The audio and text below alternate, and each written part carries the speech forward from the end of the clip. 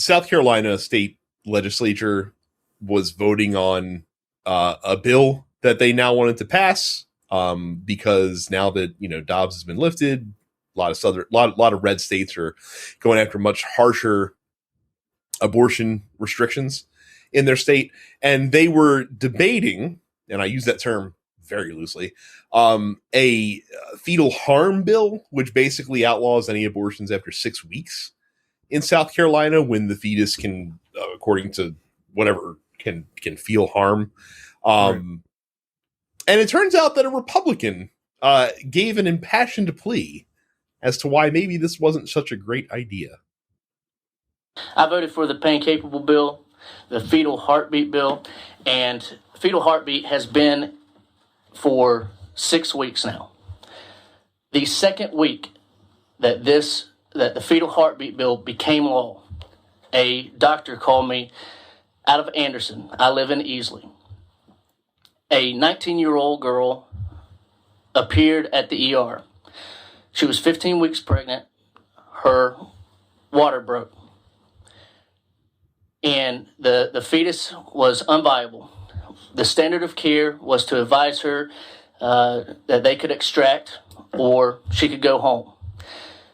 The attorneys told the doctors that because of the fetal heartbeat bill, because that 15-week-old had a heartbeat, the doctors could not extract.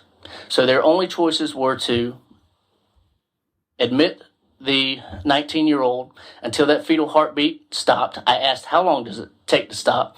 She said seconds, minutes, hours, maybe days. Or discharge. They discharged that 19-year-old. The doctor told me at that point there's a 50% chance. Well, first, she's going to pass this fetus in the toilet. She's going to have to deal with that on her own. There's a 50% chance, greater than 50% chance that she's going to lose her uterus. There's a 10% chance that she will develop sepsis and herself die. That weighs on me. I voted for that bill. These are affecting people, and we're having a meeting about this. It took that whole week. I did not sleep.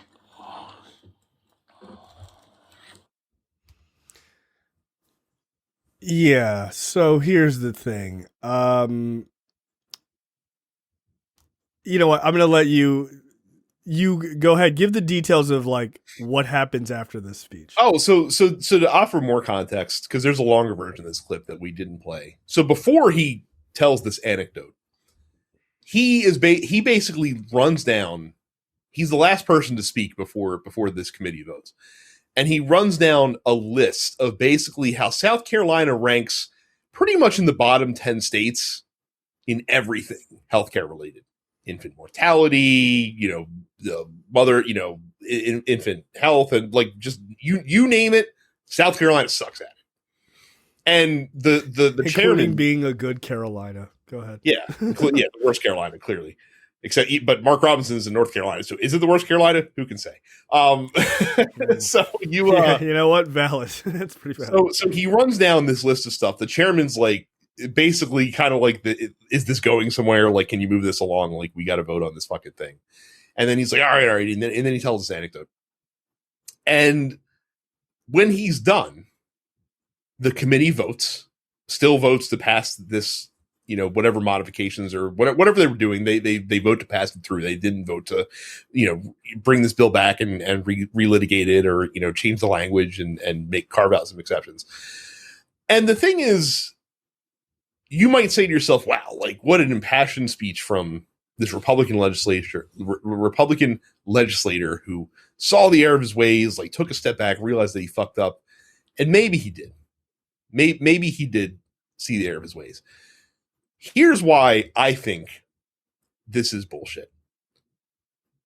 It's not like the fight to protect reproductive rights in this country started yesterday or started when the Dobbs decision was handed down.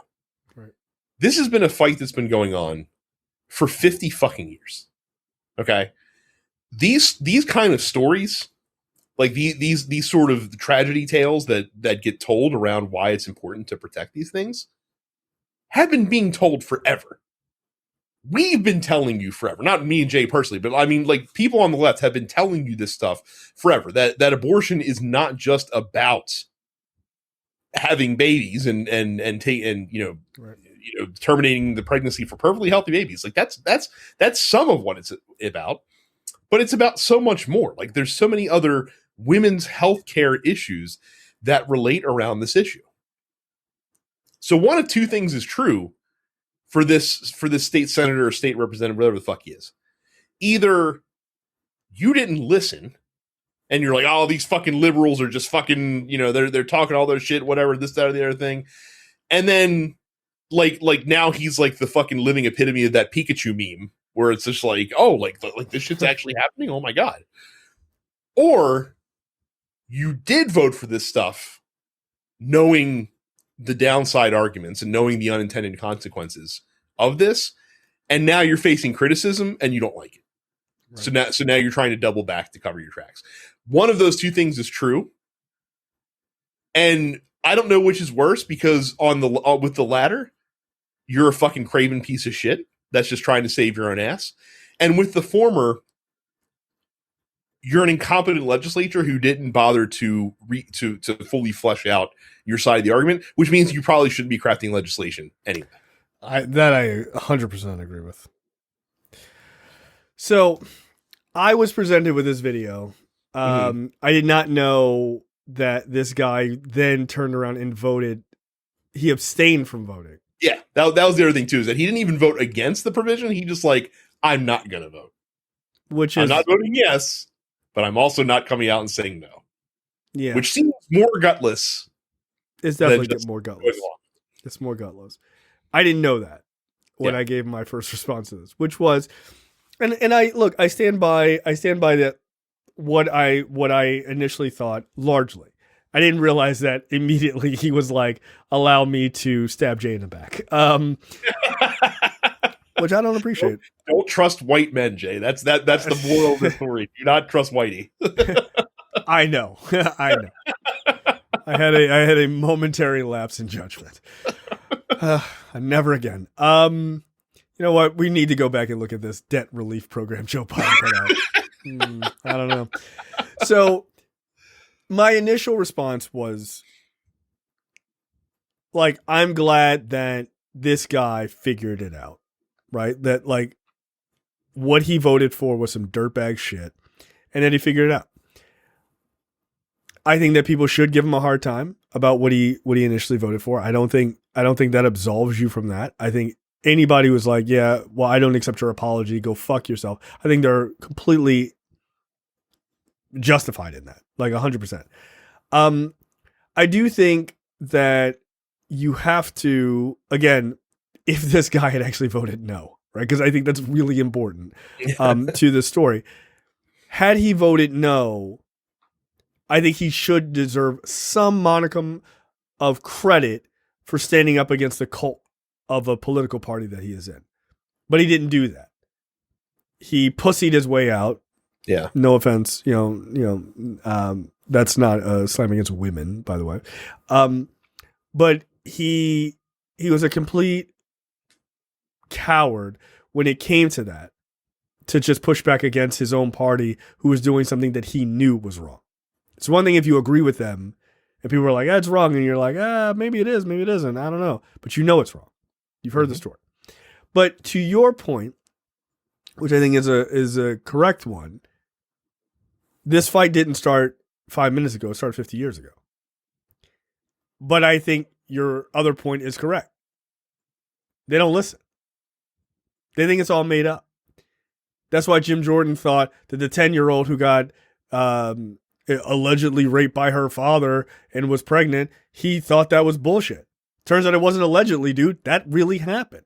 Yeah, because they don't like cross state lines to get an abortion.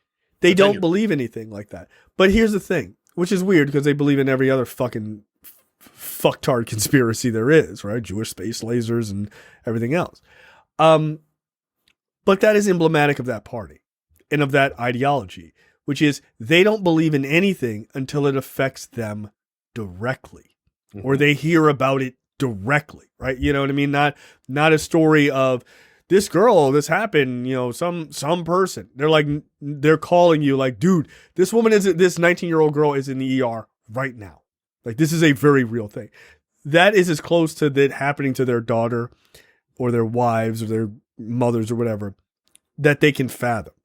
So it is the fundamental issue with the Republican Party, which is they never can understand what it is. They can never be empathetic to anybody else in the abstract. They have to only experience it directly. And then they go, oh shit, that's right. Now, this story was told. Those statistics were given by this guy. And as Andy would say, these bunch of fucking goblins still voted for this shit, right? Yeah. They listened to this story of this 19-year-old girl suffering and possibly could have died and everything else, and they did what goblins do. They were just like, gobble, gobble, gobble, let's keep moving on. They didn't really give a fuck. I assume that's the noise goblins make. I don't know. Goblins aren't real. Here's my other issue with this dude as well. He wasn't voting no, we should strike this down. He was voting, I'm not going to vote but my stance is that we should take another look at this. Make no mistake, there is absolutely a version of this bill that maybe carves out some extra protection for women that have pregnancies that are not viable to be able to get these services, but still restrict women from just simply choosing to have an abortion. Right. That he would absolutely support. Guaranteed. 100%. No doubt in my mind that if there is some person that's like, hey, like if a fetus is non-viable, like we'll let you have the abortion, but otherwise, fuck you. Like you can't have an abortion. This dude would absolutely be for that.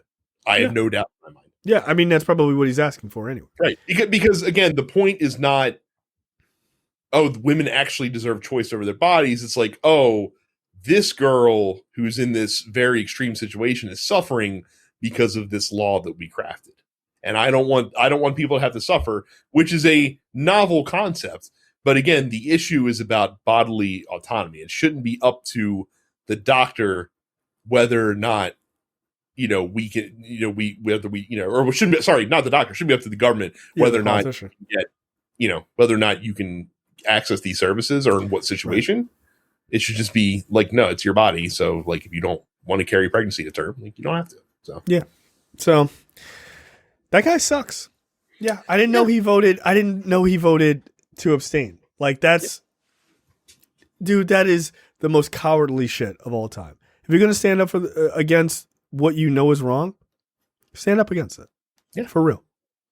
And I know some people would say, well, it's easy for you to say you're not in a cult. You're right. Cause I'm not an idiot. I'm not an idiot. I wouldn't join a cult. Okay, that's the end of the free portion for this week's episode of Look Forward. Make sure you go to lookforwardshow.com/premium. Sign up for premium content. It's only $5 a month or $50 for the full year.